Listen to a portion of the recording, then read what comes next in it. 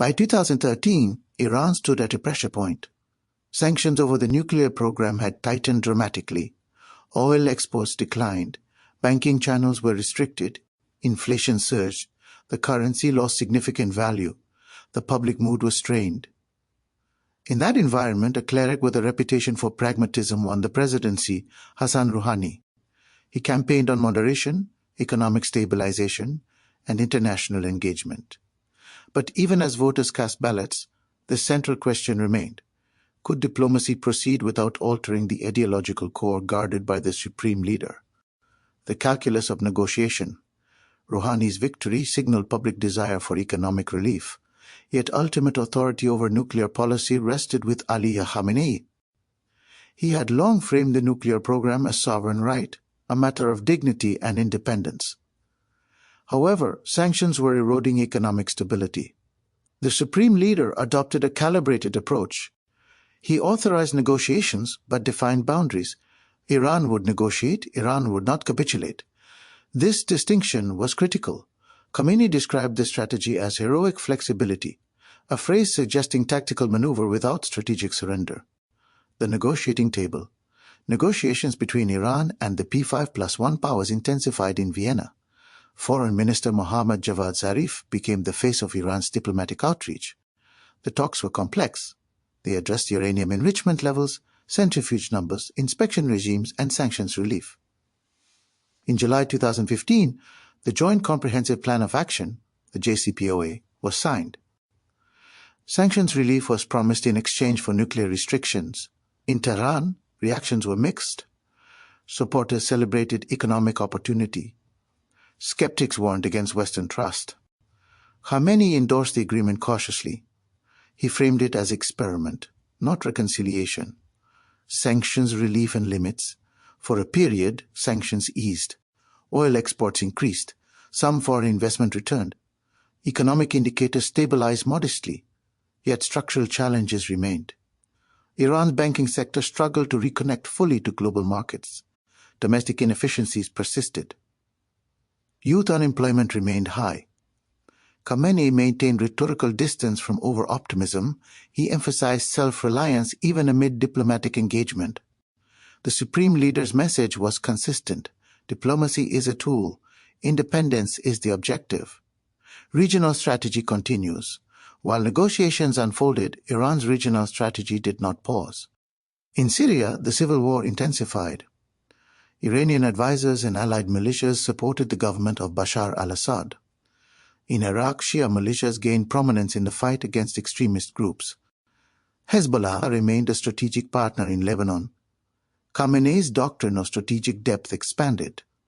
Iran sought influence beyond its borders, not through conventional invasion but through aligned networks. Critics labeled this expansionist. Iran's leadership described it as deterrence. U.S. withdrawal. In 2018, the United States withdrew from the JCPOA. Sanctions were reimposed and intensified.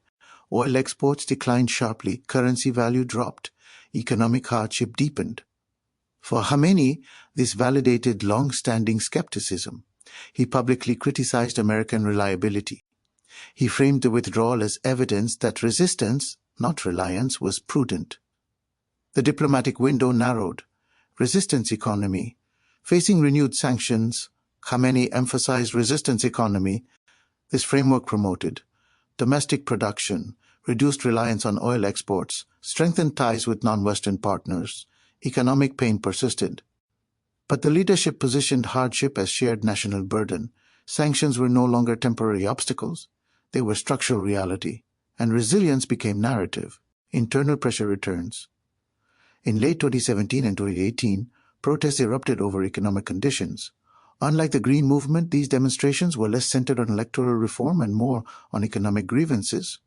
They spread to smaller cities, not just Tehran. The state responded firmly. Security forces intervened. Arrests followed. Khamenei attributed unrest partly to external agitation. He reiterated that economic reform must not compromise revolutionary identity. Balancing factions. Throughout Rouhani's presidency, internal factional debate persisted. Pragmatists argued for deeper integration into global markets. Hardliners warned against ideological erosion. Khamenei maintained the ultimate balancing role. He permitted diplomacy when beneficial. He reinforced boundaries when necessary. This balancing act preserved central authority, military and deterrence. Iran continued developing missile capabilities. Regional tensions with Israel and Gulf states remained high. Targeted confrontations occurred through proxies and limited engagements. Khamenei emphasized deterrence doctrine. Strength discourages aggression. He argued that weakness invites intervention, a system under strain. By 2018, Iran faced layered challenges: renewed sanctions, regional entanglements, youth dissatisfaction, economic volatility. Yet the core institutions, Revolutionary Guard, Judiciary, Guardian Council, remained intact. Khamenei's leadership style remained consistent, deliberate, guarded, institution-focused. He did not seek dramatic reform. He sought endurance. Closing monologue. Diplomacy tested his flexibility. Sanctions tested his resilience. Regional conflicts tested his strategy. Through negotiation and confrontation alike, Ali Khamenei maintained the same objective: preserve the Islamic Republic's ideological core, allow tactical shifts, but prevent structural transformation. The nuclear agreement offered a brief glimpse of reintegration. Its unraveling reinforced his skepticism. And as economic strain deepened, generational pressure intensified. The next challenge would not come from foreign capitals.